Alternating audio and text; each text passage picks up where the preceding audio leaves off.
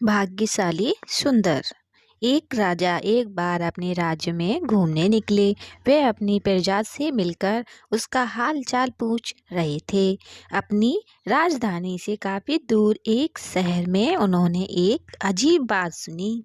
किसी ने उन्हें बताया कि यहाँ एक युवक रहता है जो कि बहुत भाग्यशाली है।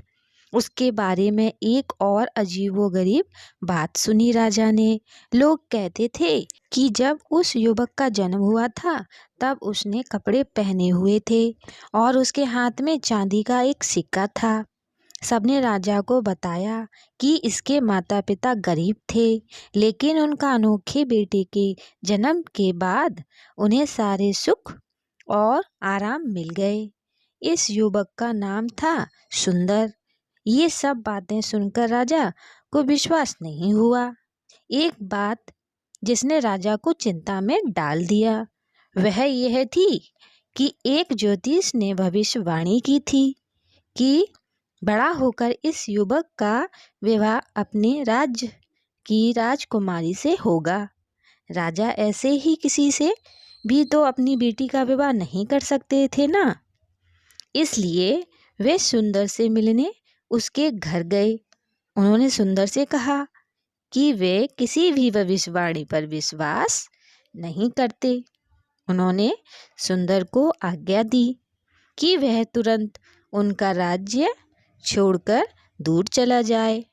राजा सुंदर से बोले, यह पत्र लेकर हमारी राजधानी जाओ, वहाँ रानी माँ को पत्र दे देना और उसके बाद वे जहाँ जाने को कहें चले जाना। सुंदर अपने राजा की बात मानकर तुरंत उनकी राजधानी की ओर चल दिया। रास्ता बहुत लंबा था। चलते चलते रात हो गई तो सुंदर ने सोचा कि कहीं रुककर रात बिताई जाए।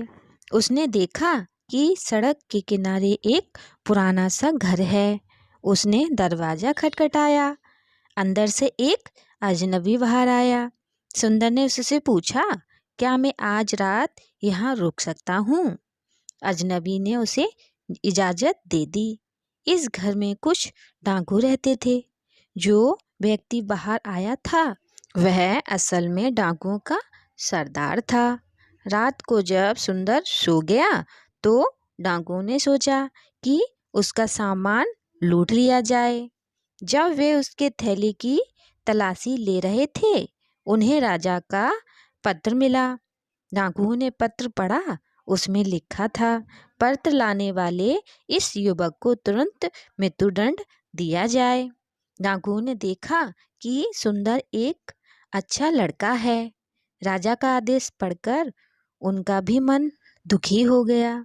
सुंदर को नुकसान पहुंचाने की जगह उन्होंने उसकी मदद करने का निश्चय किया।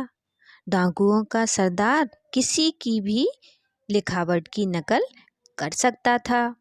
उसने राजा की लिखावट में एक और पत्र लिखा। उसमें डाकू ने लिखा था, पत्र लाने वाले इस युवक का विवाह तुरंत राजकुमारी से कर दिया जाए। उन डाकुओं ने इस नए पत्र को ठीक उसी तरह सुंदर के थैले में रख दिया जैसे कि वह पहले रखा हुआ था। सुंदर यह पत्र लेकर राजधानी पहुंचा। राजा की आज्ञा के अनुसार उसका विवाह तुरंत राजकुमारी से कर दिया गया। जब राजा अपनी राजधानी वापस पहुंचे तो ज्योतिष की भविष्यवाणी सच हो चुकी थी। उन्हें भी मानना पड़ा कि सुंदर सच में भाग्यशाली है। उन्होंने सुंदर को अपने एक राज्य का राजा बना दिया। इस तरह गरीब सुंदर राजा सुंदर बन गया।